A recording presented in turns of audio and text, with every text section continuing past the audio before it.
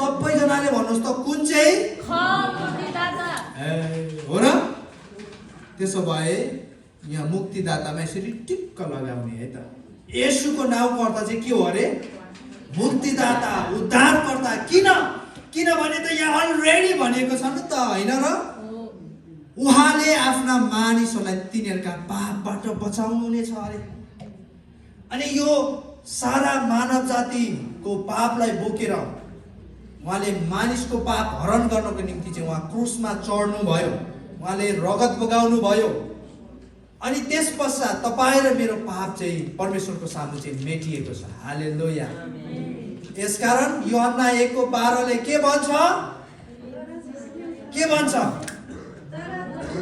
जतिले उहाँलाई ग्रहण गरे र उहाँलाई विश्वास गरे, उहाँले तिनीहरूलाई परमेश्वरको सन्तानमा अगाडिनु भयो। गरेर